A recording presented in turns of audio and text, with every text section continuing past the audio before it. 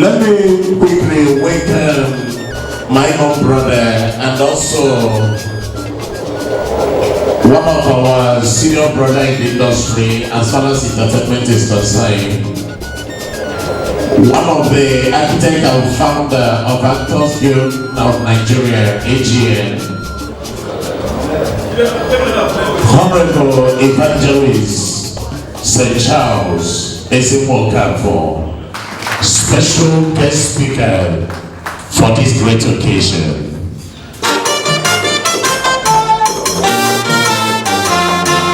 Honorable Chief Admiral Victorious Victor Mwamedezi Mwamadibago, Abuga one of our winners, please can you take a bow? Because I'm not going to pull out of my career or all of this is saying no, Kaiwe Mano.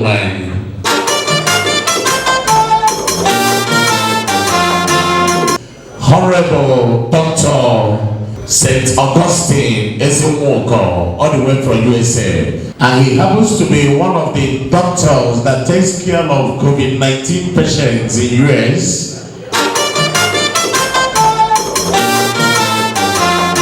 The award-winning legal luminary of our time.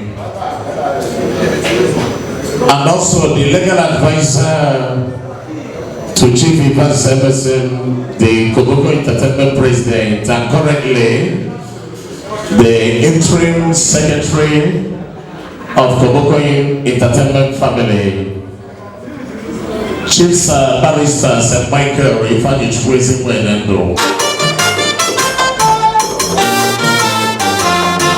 He can be Sophia, he can be Bagwata, he can be, please can you take a bow? Let's see you, sir.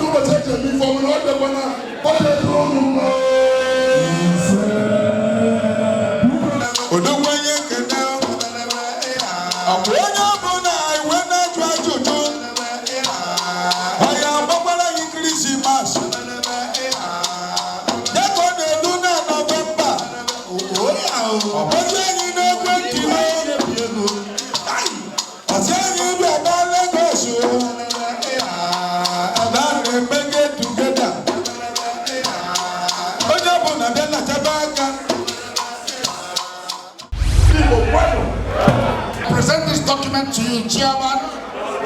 It is called the Southeast Investment Roundtable, but its name can change. You have liberty with your committee to change the name. But what is important is that the people here, you will have to select the people because we are talking about multi-billion-dollar investments.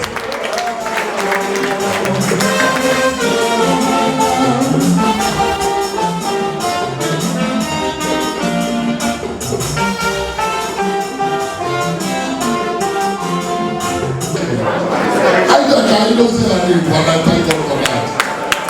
Only you don't have a way to do that for us.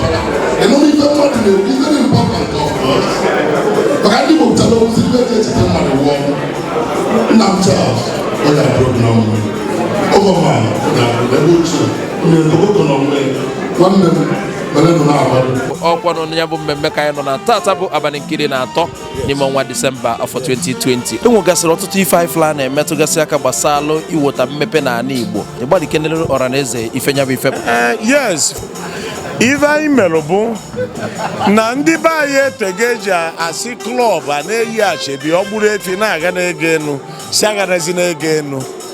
Kedu ibe a na-atụrụ ego datị na nwanne gị nwee problem imenye nwuru ya aka kama ịkwawie mụchiba ya ọchị. I wee sị ka idozie ala Igbo from the 5 eastern states from Koboko Entertainment ka ewepụta Eastern Investment Assembly Koboko Entertainment Family Group Chat adịkwara onwe fa. Anyị anọrụkwa every December 13th anyị na-enwe obi aṅụrị anyị. EIA ịma ihe o bu karịrị akarị ọ dị na kula mana anyị jọsịrị bịa kpughee EIA mana n'oge na-adịghị anya ụnụ ya afọ anyị mana Sun mana Punch mgbe anyị na ndị ọchịchị mba South East anyị nọ anyị ekpupezie manifestos. Eastern Investment Assembly bụ ọnọdụ emebelụ ka ndị Igbo siri ike kpọkọta ọnụ ka anyị tụọ alụ ka anyị ga-esi wee dozie ala Igbo, tụọ alụ ka anyị ga-esi wee were ife dị na mba wee na-anaba anyị, tụọ alụ ka anyị ga-esi na-enyere ndị ụwa na-atụ n'ọnụ aka, tụọ alụ ka anyị ga-esi wee nwee nkwanyite n'ihe gbasara kọmas azụmahịa ala Igbo na ife ndị ọzọ. Onye ka anyị ga-esi na anyị ga-ejikọta aka so ụmụnne ka anyị nyekọ mmamịrị ọnụ ka ọ wee gbaa ọfụfụ. Olugo mgbe onye nwere ga-ama awa asị ka anyị bido n'ebe anya ife anyị ji wee maa mma anyị rapụ na mgbe mbụ ka anyị nachiekwanụ wee mee gịnị wee vụ na mma alụrụrọ ma ọ bụrụ ndị be anyị. Because most of the time a na-afụ Igbo men eje some other states, they might not really recognize them as part of Nigeria.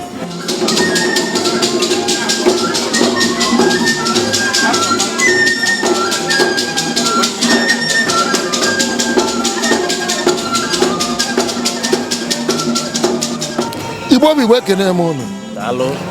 Ife anyị na-ekwu ọ bụ ife ọzọ na ka anyị industrialize ya ka anyị mepee Eastern Nigeria. Ịbata na Lagos ndị Igbo so mmiri ka ha na-ekpochi na-edevelopụ. Anambra a na-anwụ, Imo steeti a na-anwụ, Abia steeti a na-anwụ, Ebonyi a na-anwụ, Enugu a na-anwụ. Esteti afa bidoro na Lekki wee na-aba ekpe. Ọ bụ nsọ na-alụ ya na Abia steeti, ọ bụ nsọ na-alụ ya na Ebonyi steeti, ọ bụ nsọ na-alụ ya na Enugu steeti, ọ bụ nsọ na-alụ ya na Anambra steeti. Anyị chọrọ ka ngwa ndị be anyị oge anyị ga-eji wee meghepụ anyị elugo. Na ihe niile a ndị Igbo na-eme na Lagos na mba niile n'ụwa niile na anyị menwuo ya half na Igbo na n'ụwata ụwa na elofu anyị a sị na akụruo ụlọ amara ebe o si. Oge elugo oge ego ndị Eastern Region ga-ekwu okwu. Ọ ya fọm ebe a ọ bụrụ klọb and it can never be club. Ka ihe Ebonyi steeti sense of belonging, Abia, Imo, Enugu, Anambra, both the poor and the rich. Ọ gwụcha o nwere ibe ọzọ.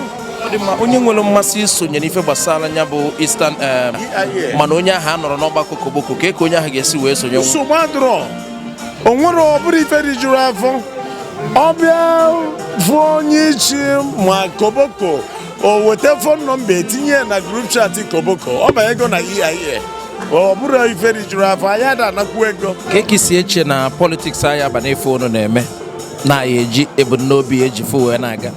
Ihe gbasara politics adịrọ na our agenda, so and na anyị make go sure na tinye n'ime our constitution.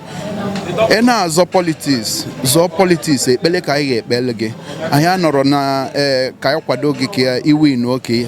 No, we are out of political activities.